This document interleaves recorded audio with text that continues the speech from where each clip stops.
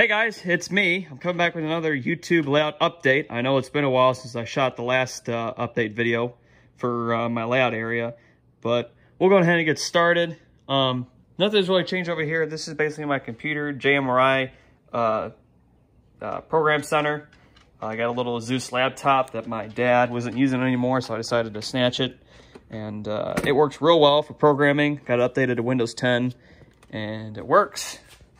All right, so first up, we're gonna go ahead and go to my workbench and show you off that. But before I do that, okay, there's no lights on. And what I did is I actually got this. This is a Master Electrician wireless on-off set. So you get, basically there's 3 of these in one pack for about 25 bucks at the hardware store just down the street from my place. So I decided to snatch that, and I basically got 3 of them. There's one over here for the workbench area, one over there to turn the layout, and then one up there to turn on my fluorescent lights above the layout over there. But one other thing I want to say is, as you can see, my layout's totally different now. I basically tore out, and if you've watched me on the What's Neat This Week podcast with Ken Patterson on YouTube, you will know that back in August of 2019, as I was finishing up my last semester at trade school, I decided I would go on ahead and rip up my old layout and go on ahead and build something all by myself from scratch. So that's what I did. I ended up saving a lot of the whole bench work from my old layout because I didn't have too many holes or nothing else, and it was structurally sound, but I decided also to go ahead and support it. But in any case, let's go ahead and get back to the workbench here. So what we'll do here is I got it labeled on button number 2. We'll hit that, and boom, the lights come on above, which I really like. All right, so it's nothing too fancy. It's just something that actually works for me. Over here, we got my little Dremel with, right now it's got a wire wheel on it. Got my test track up here. I got the NCE power cab hooked up here. This is the NCE track, and then this is the JMRI programming track hooked into that computer via my Digitrax PR3 programmer, which does a really good job of programming a lot of the soundtracks, Digitrax, TCS, etc. decoders. Locksound, I haven't had too much luck with it because you need to buy their own programmer for it. So, in any other case, that's about it. And then we're moving on. There's my red tool rack over there, okay? And then just a lot of miscellaneous stuff. And I got my new soldering iron. This is about $85. This is off Horizon Hobby LLC, which also is a distributor, or I think a partner company with Athearn Trains. But I basically bought this from my local brick and mortar.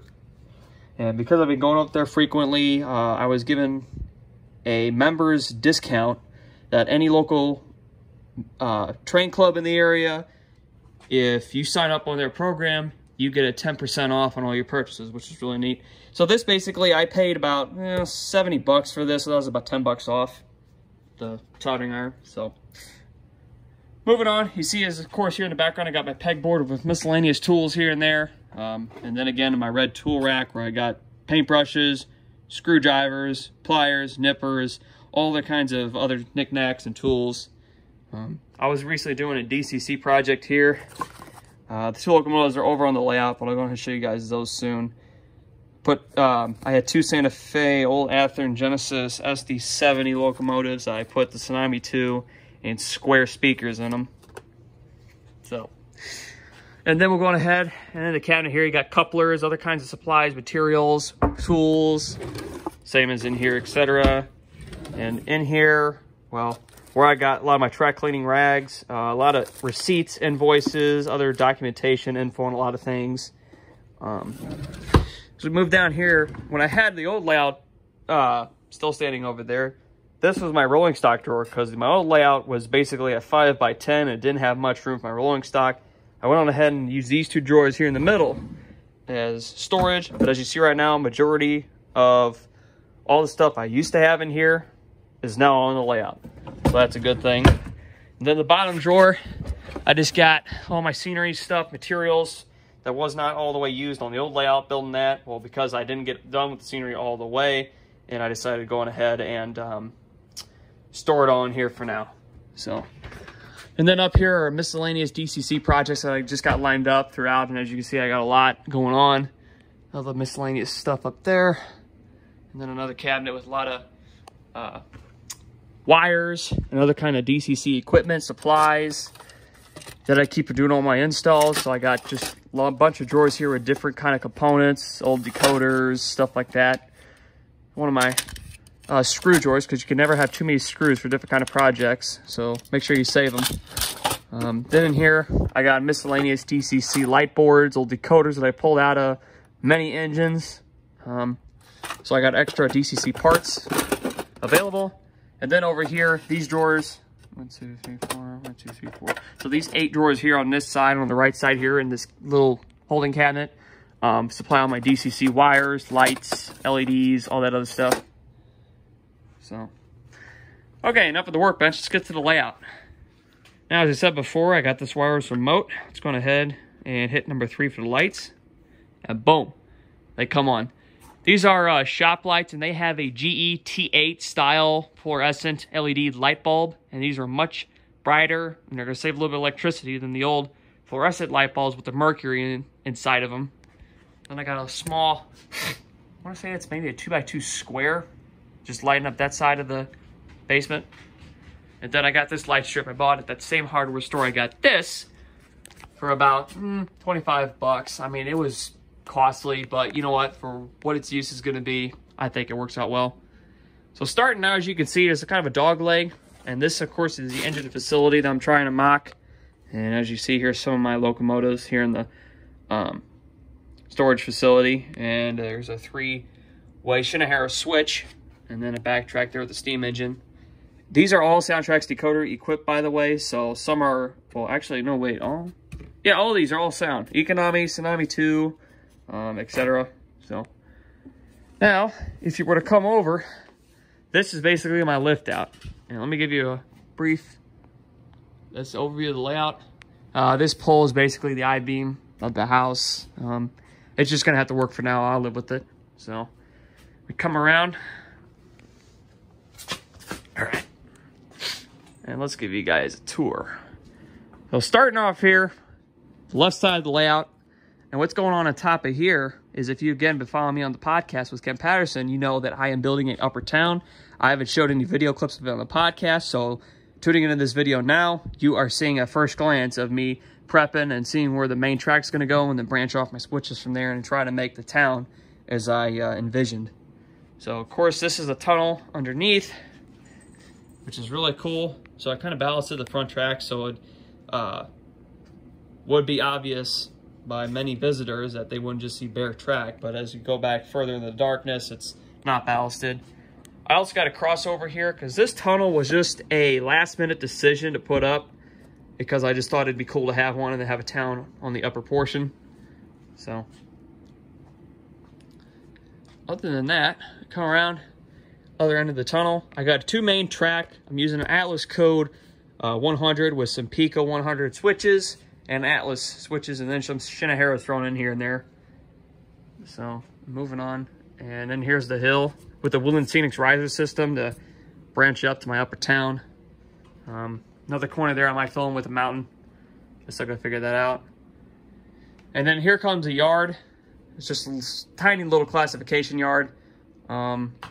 It's basically a yard that, instead of being even with the layout, like over here, how I got it branching out on the left side, okay?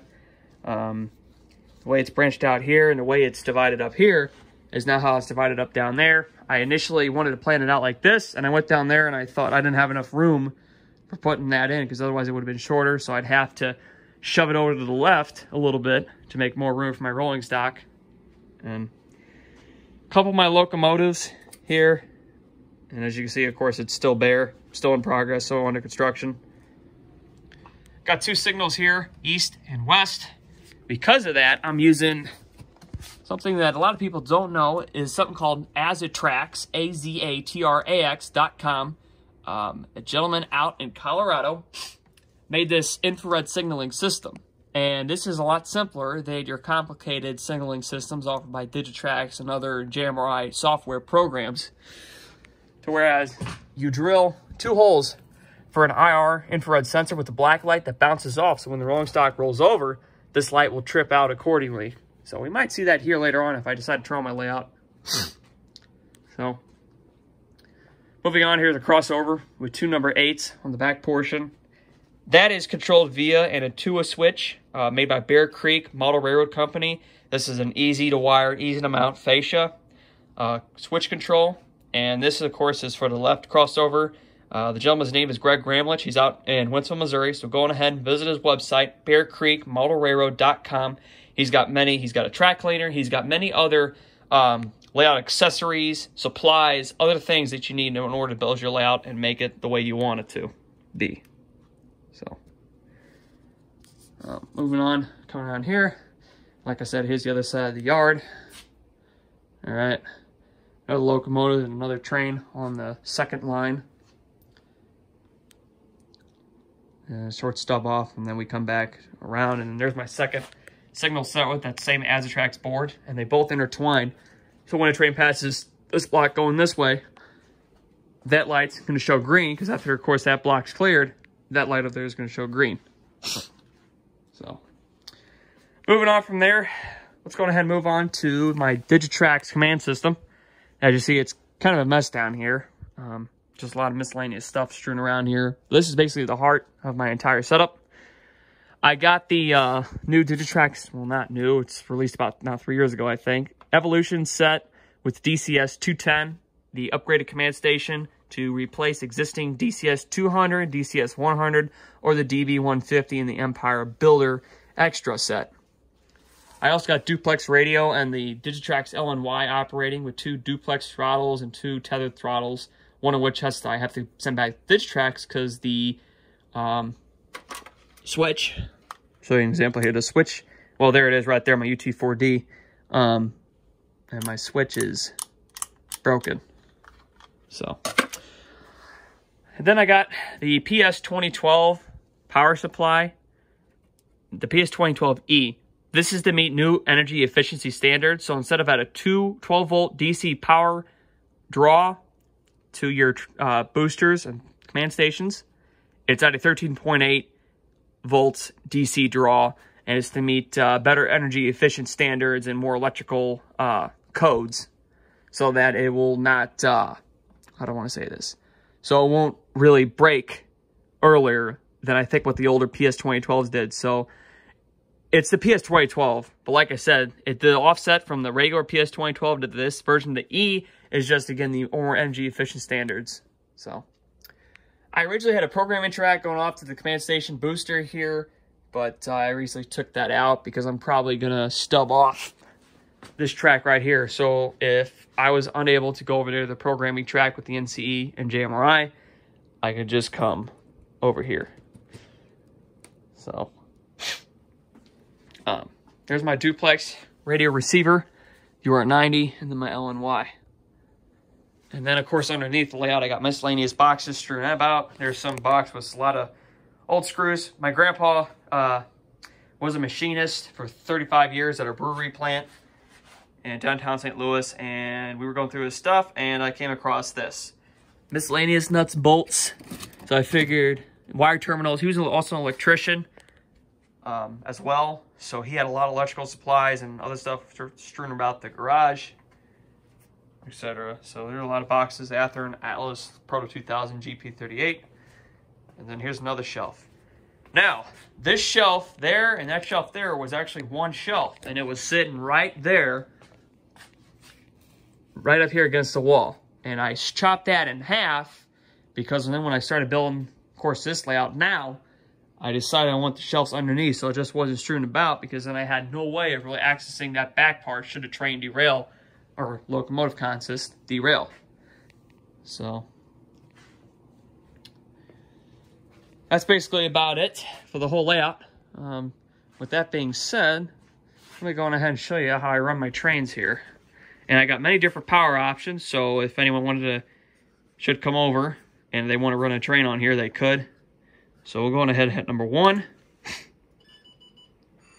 And as you see, both my command station and my booster that's only controlling the engine side of the layout activates. So remember on the workbench, I showed you guys that box. Well, here they are. 2 SD70 diesel locomotives with now Tsunami 2 and DCC installed. And then here are also the Digitrax signals on. I'm gonna go on ahead. Let's see what I'm gonna grab.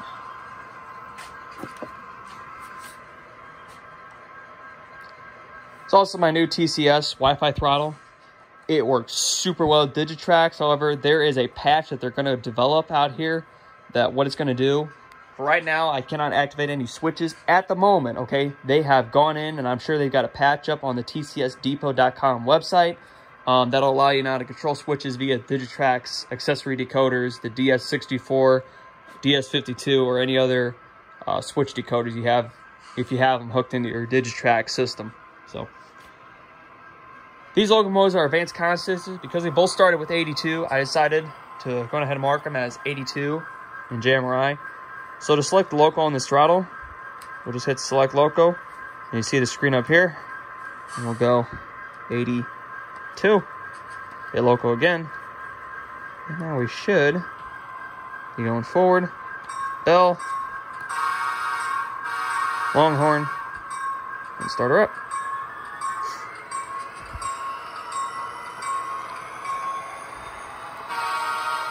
Of course, bam, there goes your signal.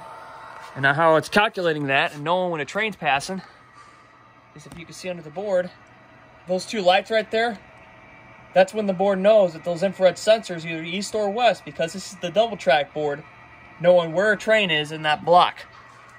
And then what it's gonna do is it's gonna process, well, I'm going ahead and slide these cars out of the way here. What that's going to do, it's going to process to there. No, it should. If it's going to be yellow. So let's go ahead and...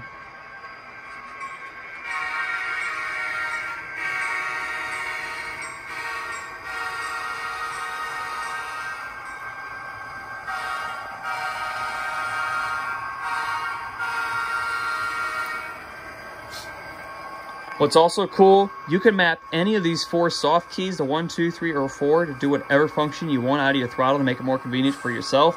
Me, I decided to, because I had a flashlight, decided to utilize it.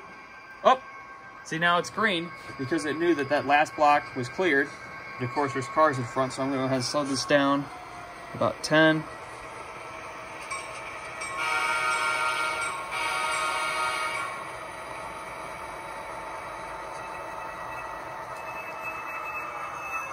I'm going to hit the brake. And now, that was red, so it should go through its automated signaling process.